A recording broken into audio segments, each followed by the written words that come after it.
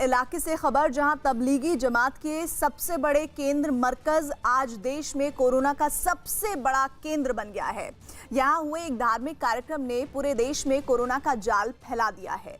इस कार्यक्रम में शामिल हुए 10 लोगों की कोरोना से मौत हो चुकी है, जबकि करीब 300 लोग कोरोना के संदिग्ध हैं, जिनकी जांच हो रही है। इनमें 24 लोग अब तक कोरोना पॉजिटिव पाए जा चुके हैं। इसके बाद तबलीगी जमात के कार्यक्रम में शामिल हुए लोगों की पहचान की जा रही है।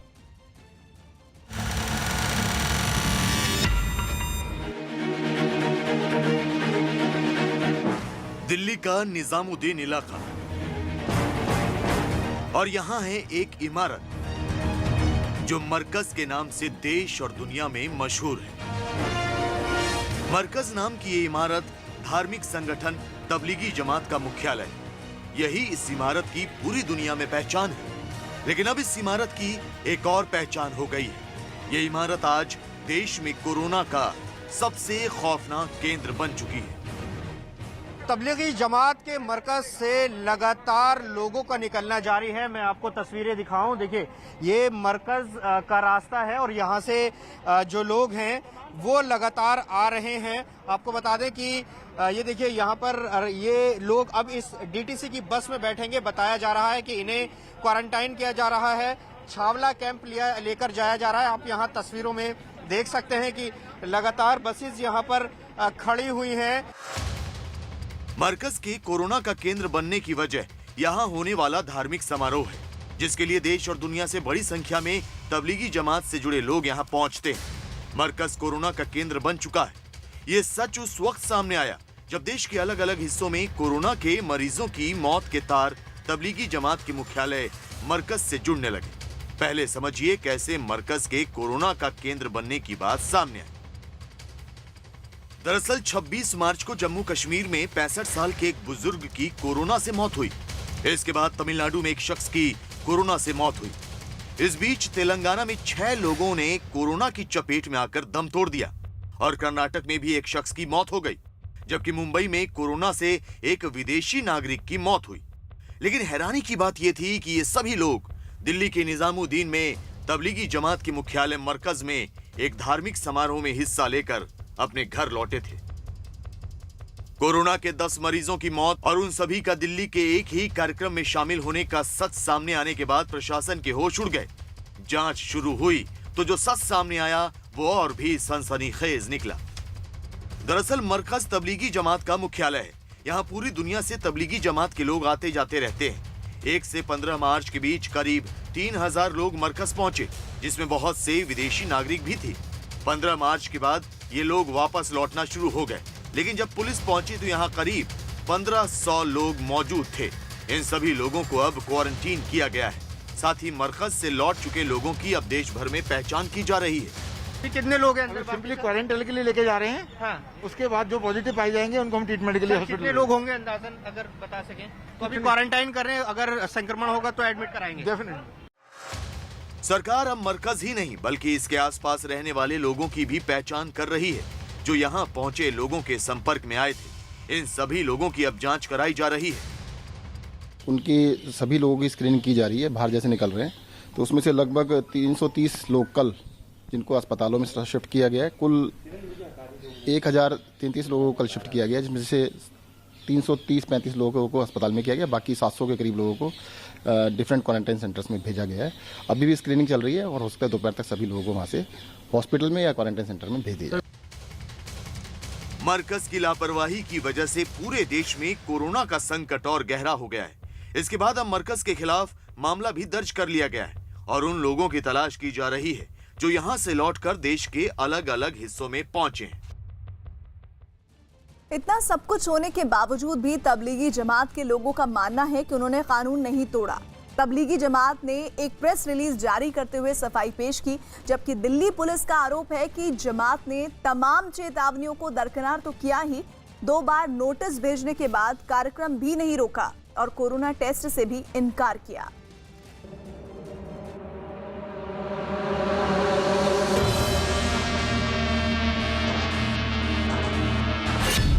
धार्मिक कार्यक्रम में जुटी हजारों की भीड़ बनी मुसीबत।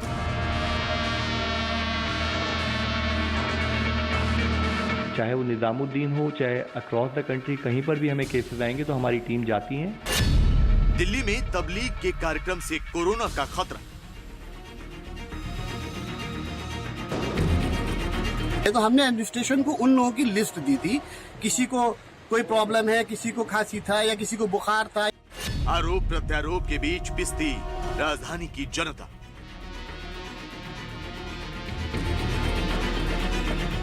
राजधानी दिल्ली, जहां कोरोना वायरस की वजह से धारा 144 लगी हुई है, जहां एक साथ लोगों के इकट्ठा होने पर पाबंदी है, उसी राजधानी दिल्ली में एक ही जगह एक ही वक्त में सैकड़ों लोग नजर आते हैं। एक धार्मिक कार्यक्रम में हिस्सा लेने आए ये लोग कायदे कानून को ठेंगा दिखाते हुए पूरी दिल्ली और पूरे देश को सकते में डाल देते हैं। ठीक उसी समय जब कोरोना वायरस नाम की महामारी अपने पैर पसार रही है।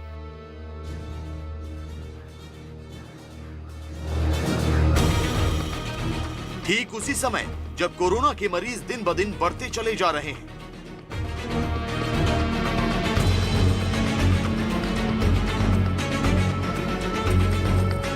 लेकिन न दिल्ली पुलिस को इसकी भनक लगती है और न ही स्थानीय प्रशासन को। अब जब तबलीगी जमात का ये धार्मिक कार्यक्रम सुर्खियां बटोर रहा है तो हर कोई सफाई देता फिर रहा है। दिल्ली पुलिस की अपनी दलील है, सरकार की अपनी और तबलीगी जमात की अपनी। सबसे पहले आपको दिखाते हैं इस पूरे मामले पर दिल्ली पुलिस का क्या कहना है, क्योंकि उसकी नाक के नीचे ये सब कुछ हुआ और उसे खबर तक नहीं लगी। अगर मान लीजिए कि कोई भी ऐसा आता है तो हम सख्त कानूनी कार्रवाई करेंगे। मान लीजिए कि अगर कोई ऐसा पाया जाता है, कोई इनके तरफ से नेग्लिजेंस या वो, और हमारे सीनियर ऑफिसर्स फील्ड पे हैं, उनको नोटिस वगैरह भी दे रहे हैं और जो भी होगा प्रॉपर लीगल कार्रवाई की जाएगी। दिल्ली पुलिस ने तो केजरीवाल सरकार की ओर गेंद उछालकर मामले से पल्ला झाड़ लिया। एक्शन के नाम पर क्या किया? तो सिर्फ इतना कि निजामुद्दीन इलाके में जहां पर मरकज में कार्यक्रम आयोजित हुआ था, वहां पुलिस यहां रहने वाले लोगों को बसों में भरकर दिल्ली के अलग अलग अस्पतालों में उन्हें कोविड-19 चेकअप के लिए लेकर गई।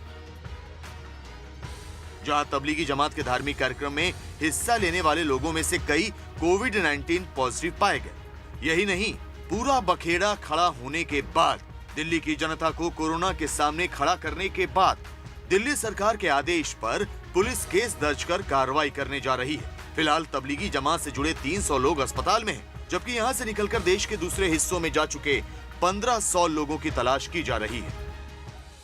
लेकिन कोरोना के खतरे को देखते हुए लॉकडाउन का पालन कर रही दिल्ली की जनता सवाल कर रही है कि दिल्ली सरकार और दिल्ली पुलिस तब कहां थी जब तबलीगी जमात के लोग पाबंदियों का मखौल उड़ा रहे थे। तबलीगी जमात के लोगों पर तब कार्रवाई क्यों नहीं की गई जब ये सरकार के आदेशों की धज्जियां उड़ा रहे थे? शायद ही कोई इन सवालों के जवाब दे, लेकिन तबलीगी जमात जरूर सामने आई। तबलीग ने अपनी ओर से इस पूरे मामले पर सफाई पेश करते हुए कहा है कि यहाँ देश और विदेश से लोग साल भर आते रहते हैं। यह सिलसिला लगातार चलता है, जिसमें लोग 2 दिन, 5 दिन या 40 दिन के लिए आते हैं। लोग मरकज में ही रहते हैं और यहीं से तबलीग का काम करते हैं। 22 मार्च को प्रधानमंत्री ने लॉकडाउन का ऐलान किया। उसी दिन मरकज को बंद कर दिया गया, बाहर से किसी भी आदमी को नहीं आने दिया गया। 21 मार्च से ही रेल सेवाएं बंद होने लगी थी, इसलिए बाहर के लोगों को भेजना मुश्किल था। जनता कर्फ्यू के साथ 22 मार्च से 31 मार्च तक के लिए दिल्ली के मुख्यमंत्री ने लॉकडाउन का ऐलान किया। इस वजह से बस या निजी वाहन भी मिलने बंद हो गए और लोगों को उनके घर भेजना मुश्किल हो गया। हमने एडमिनिस्ट्रेशन को उन लोगों की लिस्ट दी थी, किसी को कोई प्रॉब्लम है, किसी को खांसी था या किसी को बुखार था या किसी के पेट में दर्द था, इस तरह के जो हमने पूरी एडमिनिस्ट्रेशन को एक लिस्ट दी थी। तो उसमें उन्होंने कुछ लोगों को सेलेक्ट किया जो 60s के ऊपर भी थे। मैक्सिमम उन्होंने उन लोगों को सेलेक्ट किया जो 60s के लोग थे और उनको सबको वो हॉस्पिटल में ले आके उन्होंने एडमिट किया। जी हाँ, तबलीगी जमात का कहना है कि उसने प्रधानमंत्री और मुख्यमंत्री का आदेश मानते हुए लोगों को बाहर भेजना मुनासिब नहीं समझा, उनको मरकज में ही रखना बेहतर था। यही नहीं, तबलीगी जमात का ये भी कहना है कि उसने 1500 लोगों को घर भेज दिया, बच गए तो सिर्फ 1000 लोग। लेकिन सवाल ये कि वो 1000 लोग एक साथ एक ही जगह पर क्यों रह रहे थे? इसके जवाब में तबलीगी जमात ने प्रेस रिलीज जारी करते हुए कहा कि वो 26 मार्च को एसडीएम के दफ्तर में गए और डीएम से भी मुलाकात की। इस दौरान तबलीगी जमात ने फंसे हुए लोगों की जानकारी दी और कर्फ्यू पास मांगा। लेकिन 29 मार्च को एसीपी लाजपत नगर ने एक नोटिस भेज दिया कि वो गाइडलाइंस और कानून का उल्लंघन कर रहे हैं, जिसका तबलीगी जमात ने पूरा जवाब दूसरे ही दिन यानी 30 मार्च को भेज दिया। लेकिन उसी दिन ये खबर सोशल मीडिया में फैल गई कि कोरोना के मरीजों को मरकज में रखा गया, जिसके बाद मुख्यमंत्री अरविंद केजरीवाल ने भी मुकदमा दर्ज करने के आदेश दे दिए। हमारा प्रोग्राम 24 तारीख को खत्म हो रहा था, तो 24 की बजाय हमने उसको 23 तारीख को खत्म किया है। सबके ट्रेनों के टिकट बने हुए थे वो सारे कैंसिल, और उसके साथ साथ जितनी भी उस वक्त की फ्लाइटें थी, ये हुआ कि रात को 12 बजे तक फ्लाइट, अगले दिन 12 बजे तक फ्लाइटें चलेंगी, तो वो हमने रात को 12 बजे 2 बजे तक 2:30 बजे तक उसकी सारी वीडियो हमारे पास मौजूद है। हमने पूरे सारे मजमे को, यहाँ अपनी जो पब्लिक टैक्सी थी उनसे उसको जो है पूरे मजमे को एयरपोर्ट भेजा, उनके सबके न्यू टिकट इशू किए हैं। लेकिन दिल्ली पुलिस की माने तो तबलीगी जमात ने चेतावनी के बाद भी कार्यक्रम बंद नहीं किया। यही नहीं, चेतावनी के बावजूद भारी संख्या में लोग इकट्ठा हुए। 2 बार नोटिस भेजने के बावजूद तबलीग नहीं माना, धारा 144 तोड़ते हुए लोगों को इकट्ठा होने दिया, कोरोना टेस्ट करवाने के लिए भी मना किया। दिल्ली में भले ही 22 मार्च को जनता कर्फ्यू रहा और 23 मार्च से दिल्ली सरकार ने लॉकडाउन का ऐलान कर दिया, लेकिन ध्यान देने वाली बात यह है कि दिल्ली सरकार ने 16 मार्च को आदेश दे दिए थे कि दिल्ली में कहीं पर भी 50 से ज्यादा लोग इकट्ठे नहीं हो सकते, जिसको बाद में घटाकर 20 कर दिया गया। इसमें सभी तरह के राजनीतिक, सामाजिक और धार्मिक कार्यक्रम शामिल थे। ऐसे में मरकज का ये दावा कमजोर लगता है कि 22 मार्च को जनता कर्फ्यू हो गया और 23 मार्च को लॉकडाउन, जिसके चलते लोगों को उनके घर भेजा नहीं जा सका। लिहाजा अब इस मामले की पूरी छानबीन की जा रही है। दिल्ली पुलिस मुकदमा दर्ज कर तफ्तीश कर रही है। तबलीगी जमात के मरकज की वजह से पूरे देश में कोरोना खतरा और बढ़ गया है। कोरोना का संक्रमण फैलने के बाद भी यहां करीब 1500 लोग एक साथ रहे और यहीं से हजारों लोग देश के अलग अलग हिस्सों में गए भी, जिससे पूरे देश में कोरोना फैलने का अंदेशा है।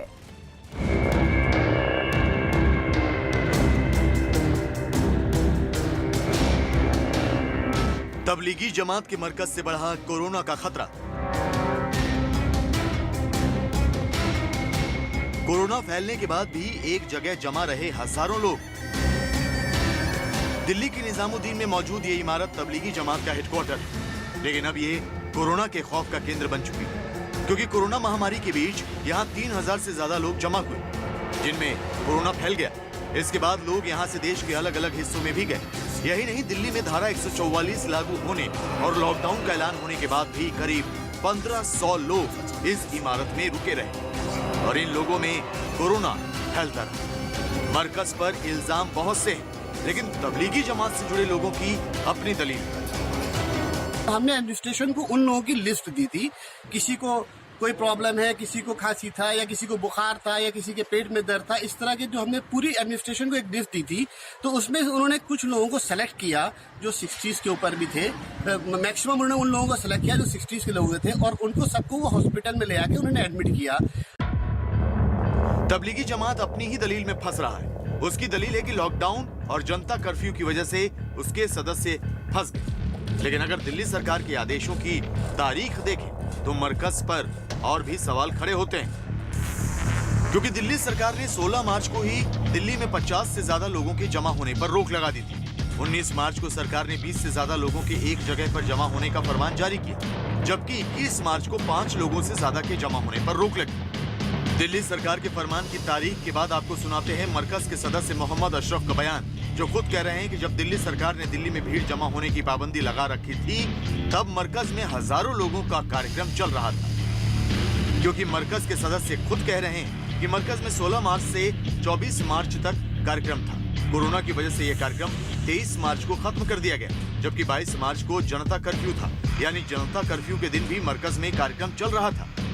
हमारा प्रोग्राम 24 तारीख को खत्म हो रहा था, तो 24 की बजाय हमने उसको 23 तारीख को खत्म किया है।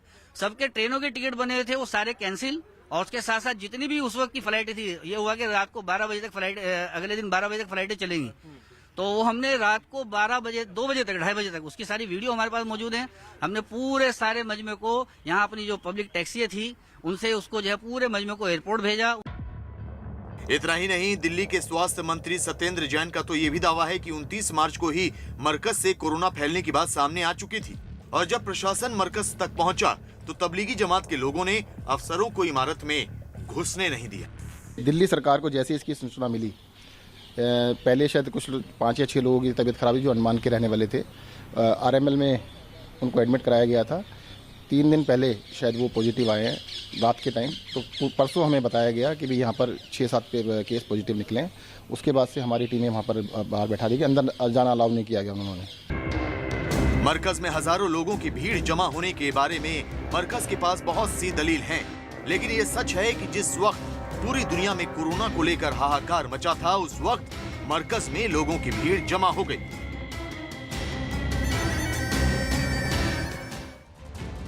तबलीगी जमात एक धार्मिक संगठन है और पूरी दुनिया में इसके सदस्य हैं। ये लोग हर साल अलग अलग देशों में अपने कार्यक्रम आयोजित करते हैं, जिसमें दुनिया भर से तबलीगी जमात के लोग शामिल होते हैं। हम आपको बताते हैं कि संगठन की नींव कैसे पड़ी और ये कैसे काम करता है।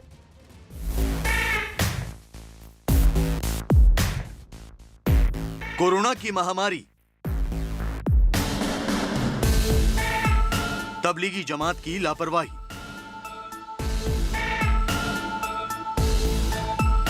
राजधानी दिल्ली में तबलीगी जमात के एक कार्यक्रम की वजह से पूरे देश में कोरोना महामारी का खतरा कई गुना बढ़ गया है। सरकार और प्रशासन की नींद उड़ गई। इसके साथ ही पूरे देश में अब उन लोगों की पहचान करने का सिलसिला शुरू कर दिया गया है जो दिल्ली में तबलीगी जमात के मुख्यालय मरकज में पहुंचे थे। यही वजह है कि दिल्ली के निजामुद्दीन में तबलीगी जमात का हेडक्वार्टर मरकज अब देश भर में कोरोना का केंद्र बन गया है। सरकार और प्रशासन के हाथ पैर फूल गए। पूरे इलाके को सैनिटाइज किया जा रहा है। 40 तो स्प्रे करने वाले हैं, डिसइंफेक्ट करने वाले 2 टैंकर लेके आए हैं। डीसी साहब आए हुए हैं, सारे हेड ऑफ डिपार्टमेंट्स आए हुए हैं हमारे, और मरकज में भी करेंगे हम, और पूरी बस्ती में और वेस्ट में हर घर में करेंगे। भारत में तबलीगी जमात जिस तरह कोरोना को लेकर शिकंजे में है, उसी तरह दुनिया के कई और देशों में भी तबलीग पर इसी तरह के सवाल उठ रहे हैं। तबलीगी जमात कोरोना को लेकर क्यों निशाने पर है, ये समझने के लिए तबलीगी जमात के बारे में जानना जरूरी है। दरअसल तबलीगी जमात इस्लाम के सुन्नी देवबंदी संप्रदाय का प्रचार करती है। इसकी दुनिया भर के करीब 150 मुल्कों में शाखाएं हैं। ये पूरी दुनिया में धार्मिक कार्यक्रम का आयोजन करती है। इसके लिए इज्तिमा नाम का एक बड़ा कार्यक्रम आयोजित किया जाता है। इज्तिमा हर देश में साल में एक बार होता है। तबलीगी जमात के लोग पूरे साल इस्लाम के प्रचार प्रसार के लिए एक जगह से दूसरी जगह जाते हैं। इसे जमात कहा जाता है। जमात में तबलीग के सदस्य दूसरे शहर जाते हैं। ये लोग इस्लाम का प्रचार करते हैं। जमात 2 दिन, 5 दिन या फिर 40 दिन का होता है और जमात के लिए निकले लोग दूसरे शहर की मस्जिदों में ठहरते हैं। हालांकि हर मुसलमान जमात को नहीं मानता। जमात में देश और विदेश के लोग आते हैं। दिल्ली के मरकज में पूरे साल जमात के लोग आते जाते रहते हैं और दिल्ली में दूसरे शहरों से आई जमात के लोग मरकज में भी ठहरते हैं। जमात में आने वाले ज्यादातर लोग तबलीगी जमात के सदस्य होते हैं और भारत समेत पूरी दुनिया में इनके सेंटर हैं और लाखों की संख्या में इनके सदस्य। देश विदेश में तबलीगी जमात के लोगों का एक सालाना कार्यक्रम भी होता है। भारत में इनका कार्यक्रम कई चरणों में होता है। तबलीगी जमात साल में एक बार पूरे देश में एक बड़ा कार्यक्रम आयोजित करती है। इसके अलावा हर राज्य का एक साल में एक आयोजन अलग से होता है। जमात का दिल्ली राज्य का कार्यक्रम 21 से 23 फरवरी के बीच हुआ था। इस कार्यक्रम में करीब 50,000 लोग आए थे। देश भर की जमात के कार्यक्रम की तारीख की अभी घोषणा नहीं हुई है। जमात के इन्हीं आयोजनों को इज्तिमा कहा जाता है। तबलीग जमात संगठन करीब 100 साल पुराना है। दुनिया के 150 देशों में फैले इस संगठन की नींव हिंदुस्तान में पड़ी थी। तबलीगी जमात की नींव 1926 से 1927 में पड़ी थी और मौलाना मोहम्मद इलियाल कांधलवी ने इसकी नींव रखी थी। तबलीगी जमात का पहला आयोजन हरियाणा के मेवात में हुआ था और ये आयोजन मौलाना कांधलवी ने ही किया था। तबलीग से जुड़े लोग इस्लाम के नियमों का सख्ती से पालन करने पर जोर देते हैं। तबलीगी जमात पर कट्टरपंथ को बढ़ावा देने का भी आरोप लगता है। हालांकि इससे जुड़े सदस्यों का मानना है कि वो सिर्फ इस्लाम की सही शिक्षाओं का ही प्रचार प्रसार करते हैं। तबलीग का इतिहास काफी पुराना है और इसका विवादों से भी रिश्ता उतना ही पुराना है। इस बार तबलीगी जमात पर कोरोना को लेकर लापरवाही बरतने का आरोप लग रहा है और ये आरोप सिर्फ हिंदुस्तान में ही नहीं लगा है, बल्कि दुनिया के कई और देशों में तबलीगी जमात पर ऐसे ही आरोप लगे हैं।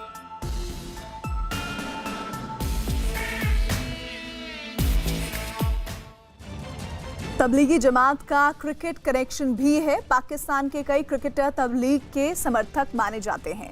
इनमें सबसे बड़ा नाम मोहम्मद यूसुफ का है। पाकिस्तान के क्रिकेटर मोहम्मद यूसुफ तबलीगी जमात के बड़े समर्थक माने जाते हैं। क्रिकेटर मोहम्मद यूसुफ पहले ईसाई थे और उनका नाम पहले यूसुफ योहाना था, लेकिन तबलीग के प्रभाव में आकर इस्लाम धर्म अपना लिया था। इस्लाम धर्म अपनाते ही नाम मोहम्मद यूसुफ रख लिया गया था। तो तबलीगी जमात का क्रिकेट कनेक्शन जो सीधे जुड़ता हुआ दिख रहा है, उसकी जानकारी इस वक्त हम आपको बता रहे हैं। वो भी पाकिस्तान कनेक्शन भी आ रहा है इसमें सामने, जिसमें तबलीगी जमात का क्रिकेट से ताल्लुक है। पाकिस्तान के कई क्रिकेटर तबलीग के समर्थक माने जाते रहे हैं, जिनमें इस वक्त आप स्क्रीन पर देख रहे हैं सबसे बड़ा नाम मोहम्मद यूसुफ का है। पाकिस्तान के क्रिकेटर मोहम्मद यूसुफ तबलीगी जमात के बड़े समर्थक माने जाते हैं। क्रिकेटर मोहम्मद यूसुफ पहले ईसाई थे और उनका नाम पहले यूसुफ योहाना था, लेकिन तबलीग के प्रभाव में उन्होंने इस्लाम धर्म अपनाया।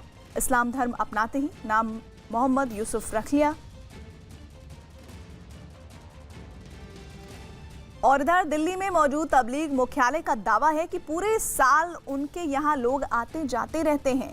देश विदेश से हजारों लोग आते जाते हैं। सवाल ये है कि आखिर तबलीग ने उन्हें रोका क्यों नहीं।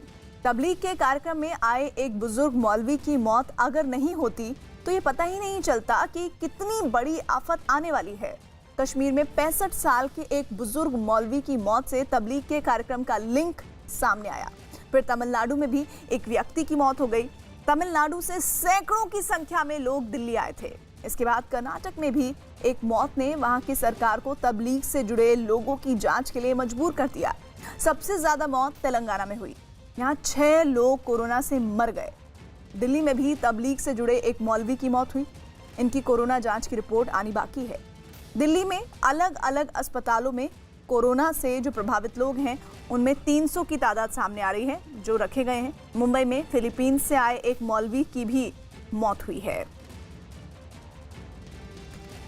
तो तबलीगी जमात के कार्यक्रम में देश विदेश के लोग हिस्सा लेते हैं और यही लोग फिलहाल कोरोना वायरस को फैलाने का काम कर रहे हैं। ऐसा हम इसलिए कह रहे हैं क्योंकि तबलीगी जमात से ताल्लुक रखने वाले 50 से ज्यादा लोग भारत में कोरोना से संक्रमित पाए गए हैं और इनमें से कुछ की मौत भी हो चुकी है। भारत ही नहीं, पाकिस्तान से लेकर मलेशिया, कंबोडिया, सिंगापुर, थाईलैंड जैसे देशों में भी तबलीग से जुड़े लोग कोरोना के मामले बढ़ा रहे हैं।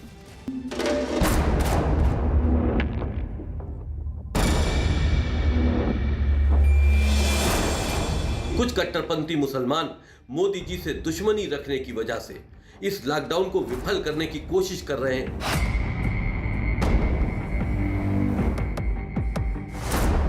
तो हमने उनसे जाके बात रखी कि भाई हमारे लिए कोई बसों का आप इंतजाम कर दें ताकि हम इसे मजमे को यहाँ से हटा दें, रवाना कर दें इसको। तबलीगी जमात हेडक्वार्टर निजामुद्दीन, लेकिन आज इसी की वजह से देश की राजधानी दिल्ली में हाहाकार मचा हुआ है। इस जमात की एक लापरवाही की वजह से लाखों लोगों की जिंदगी पर खतरा मंडरा रहा है। ये अलग बात है कि तबलीगी जमात मुसलमानों को इस्लाम धर्म के बारे में बताती है। इससे जुड़े लोग ज्यादातर मस्जिदों में रहते हैं। ये लोगों से अपील करते हैं कि नमाज पढ़ें और दुआ करें। लेकिन इसकी वजह से सिर्फ भारत ही नहीं बल्कि पूरी दुनिया में कोरोना का संकट और ज्यादा गहराने लगा है। जी सही सुना आपने, तबलीगी जमात कोरोना का कैरियर बन गया है, जिसकी वजह से दुनिया के कई मुल्क इस गंभीर बीमारी की जद में आ गए। आपको बता दें कि तबलीगी जमात कोरोना वायरस फैलने के दौरान भी कार्यक्रम आयोजित करता रहा। 27 फरवरी से 1 मार्च तक मलेशिया में कार्यक्रम। मलेशिया में 1500 विदेशी और 16,000 स्थानीय शामिल हुए। मलेशिया में भारत से भी बड़ी संख्या में लोग शामिल हुए थे। मलेशिया के कार्यक्रम में शामिल हुए 250 लोग कोरोना की चपेट में आ गए। 20 मार्च से 23 मार्च तक पाकिस्तान के बन्नू में कार्यक्रम। फरवरी और मार्च में लाहौर में हजारों लोग 40 दिन एक साथ रहे थे। पाकिस्तान में कई लोगों की मौत, 50 से ज्यादा बीमार। पाकिस्तान में हुए कार्यक्रम में 500 से ज्यादा विदेशी शामिल थे। दिल्ली के निजामुद्दीन इलाके में तबलीगी जमात के इज्तिमा ने दिल्ली में कोरोना के मामले को एक्सपोनेंशियली बढ़ा दिया है। अचानक ही बड़ी बढ़ोतरी हुई है दिल्ली में, और जो लोग वहां पर शामिल हुए थे इज्तिमा में, उनमें से 150 से ज़्यादा लोगों को दिल्ली के LNJP हॉस्पिटल में भर्ती कराया गया है। दिल्ली में सोमवार को जो मामले बढ़े, करीब 25 मामले, उनमें से 18 मामले निजामुद्दीन इलाके के इज्तिमा में शामिल हुए लोगों की थी। लेकिन अफसोस इस बात का कि भारत में इस जमात के कार्यक्रम की जानकारी किसी तक नहीं पहुंची। हर कोई सांप निकलने के बाद अब लकीर पीटता नजर आ रहा है। निजामुद्दीन मरकज मामले में दिल्ली के मुख्यमंत्री अरविंद केजरीवाल और उपराज्यपाल अनिल बैजल ने वीडियो कॉन्फ्रेंसिंग के जरिए बैठक की। इस बैठक में उप मुख्यमंत्री मनीष सिसोदिया और स्वास्थ्य मंत्री सत्येंद्र जैन के अलावा दिल्ली सरकार के सभी वरिष्ठ अधिकारी मौजूद रहे। लेकिन दिल्ली सरकार के साथ दिल्ली पुलिस को भी तबलीगी जमात के कोरोना कनेक्शन के बारे में जान लेना चाहिए। कैसे तबलीगी जमात के मरकज ने लोगों को कोरोना का मरीज बना दिया, ये भी जान लेना चाहिए। एक ऐसा सच जो बेहद डरावना है। दरअसल तबलीगी जमात से ताल्लुक रखने वाले भारत में 50 से ज्यादा मरीज और 250 संदिग्ध हैं। पाकिस्तान में 50 से ज्यादा मरीज, मलेशिया में 250 से ज्यादा मरीज, ब्रुनेई में तबलीगी जमात से ताल्लुक रखने वाले 50 से ज्यादा मरीज, कंबोडिया में 13 से ज्यादा मरीज, सिंगापुर में 5 से ज्यादा मरीज, थाईलैंड में 10 से ज्यादा मरीज, फिलीपींस में 250 संदिग्ध जबकि 2 की मौत हो चुकी है, और वियतनाम में तबलीगी जमात से ताल्लुक रखने वाले 100 से ज्यादा संदिग्ध पाए गए हैं। हालांकि आंकड़े पल पल बदल रहे हैं। आंकड़ों में लगातार इजाफा हो रहा है। तबलीगी जमात और उसके मरकज से ताल्लुक रखने वाले लोग लगातार कोरोना की चपेट में तो आ ही रहे हैं, उनके संपर्क में आए लोग भी संक्रमित हो रहे हैं, जिससे कोरोना के मरीजों की तादाद